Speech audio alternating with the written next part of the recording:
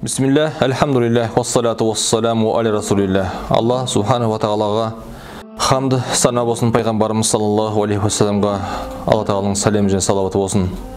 Аллах субхану ва тағала адамзатты жоқтан бар қылып, адам баласын жер бетіне сүргеннен кейін, олардың ұрпағының өніп өсу үшін, олардың тура жол табу үшін пайғамбарлар жіберіп, оларға кітаптар түсіріп, сахифалар түсіріп, сол пайғамбарлардың ең соңғысы пайғамбарымыз Мұхаммед саллаллаху алейхи вассаламға адамзаттың ардақтысы болып, қияметтегі шапағатшымыз болған сол пайғамбарымызға Алла субханала тағала өзінің қасиетті де қастерлі болған кәләм шариф Құран кәрімін түсірген екен. Сол Құран кәрімнің ең бірінші аятын бәріміз білеміз. Иқра Алақ сүресі. Иқра бисми раббикаллази халақ деп Алла тағала ең бірінші аяттың ең бірінші сөзінің өзін Иқра бисми раббикаллази халақ, Алла тағаланың жоқтан бар қылушы, жаратушы Алла тағаланың есімімен оқы деп түскен екен. Бұл адам баласына ең бірінші ескерту, адам баласына ең бірінші нұсқау, адам баласына ең бірінші бұйрықтардың бірі.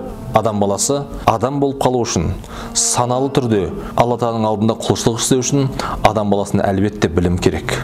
Пайғамбарымыз саллаллаху алейхи вассалам талабул альми фаридатун аля кулли муслими ва муслима. Білімді іздеу, білімге құштарлану, іздену, білімге ден қою, білім алу әрбір мұсылман еркек болсын, әрбір мұсылман әйелдің несі деген, ол үшін парыз деген. Парыз, яғни мұсылман адамның қараңғы болып қалуы ол күнә. Мұсылманның білмей қалуы, білімсіз болуы ол кемшілік. Әлбетте әл-айлму нурун дейді ғалымдарымыз. Білім ол нұр.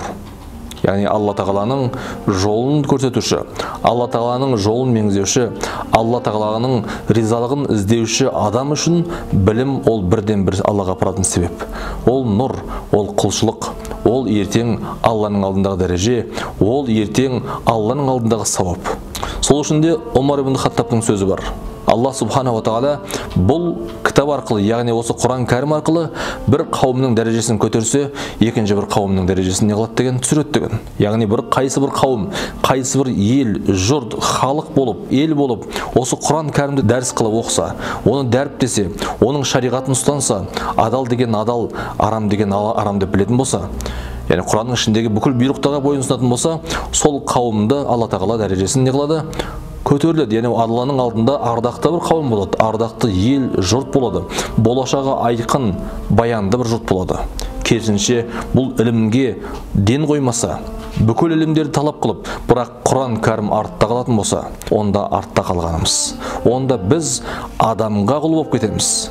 Адамға құл болып кетеміз, басқаның тілінде сөйлейтін боламыз, басқаның сойылын соғатын боламыз. Өзіміздің, дініміздің ардақты ертең бізге шапағатшы болатын бірден бір кітап, Құран кітаптың оның қарасын танымасақ, нендей өкініш бізге. Біз мұсылман Алланың құлымыз дейміз. Пайғамбар Мұхаммед саллаллаху алейхи вассалам үмметіміз дейміз. Өткен әкелерімізге, аналарымызға Алладан мейірім, пайғамбардан шапағат болсын дейміз. Пайғамбарымыз саллаллаху алейхи вассалам не деп кеткен? Құран кәрім оқушы адамға қияметте шапағатшы болады деген. Қанша ғалымдарымыз, үлкен даналарымыз, өзіміздің қазақ елінен, қазақтың топырағынан шыққан даналарымыз осы Құран кәрімді негізге алып, елге, жұртқа, бәлки бүкіл әлемге танылған аталарымыз аз ба? Ең үлкен аталарымыздың, данышпандарымыздың бірі ол Абай Хаким атамыз. Абай атамыздың хаким деген, Абай атамызға хаким деген дәреже беруші, сол дәрежеге жеткізген сол Абай атамыздың ұлы Алла тағаланың Құран хакимнен, Құранның даналығынан сусындағандығы, Құранның даналығын біліп, сол даналықты артындағы ұрпаққа мұра қылып қалдырғандығы.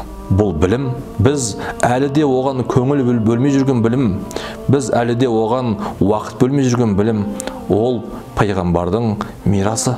Өйткені пайғамбарымыздың сөзі бар, әкенің артынан қалдырған мирастардың ең жақсысы, баласына беретін ең мирастың ең жақсысы, ол білім деген.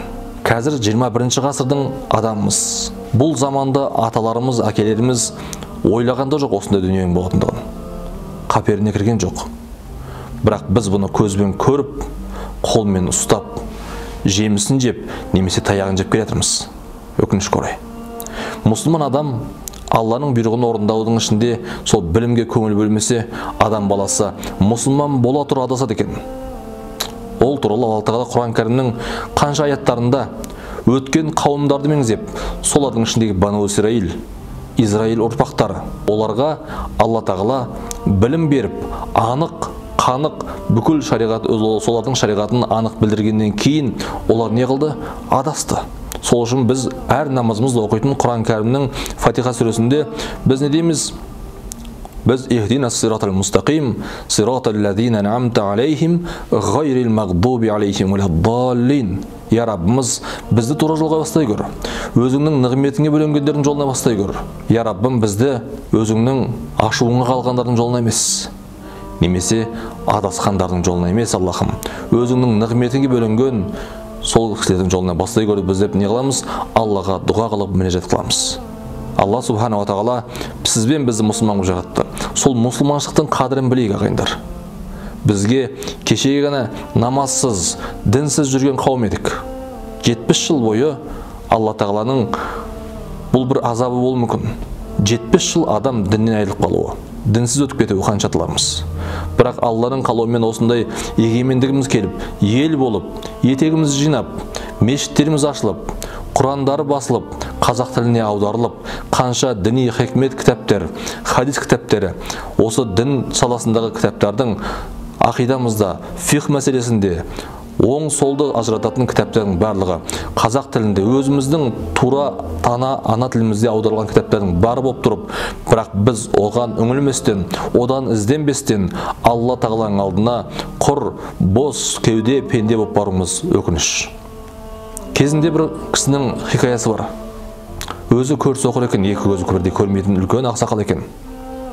Бірақ сол кісі әрдайым күнде базарға, көшеге шыққан кезінде қолына шам жағып ұстап шығады екен. Сонда оны мазақ қылған құрдастары, жерлестері, ауылдастары айтады екен: пәленше, сен өзің туғаныңнан көзің соқыр. Көрсің, яғни ешнәрсе көрмейсің, жарық дүние көрмейсің. Күндізгі уақытта елдің арасына шығып шам ұстап жүргеніңе жол болсын деген екен. Сонда ол кісінің айтқан сөзіне таң қаласыз. Айтқан екен: айналып кетейіндер, жағылған шамды күндіз ұстап жүруімнің себебі, менің көзім соқыр, көрмесем де шам ұстаймын. Неге десеңіз, көкірегі соқырлар мені қағып кетпеу үшін деген екен.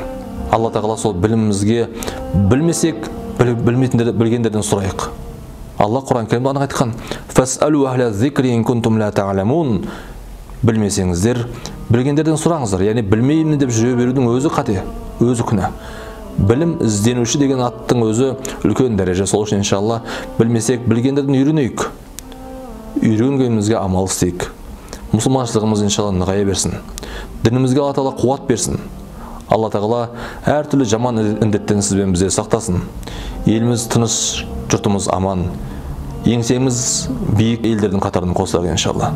Ассаламу алейкум ва рахматуллахи ва баракатух. Ва ахиру дa'вана анил хамдулиллахи раббил аламин. Амин. Ассаламу алейкум.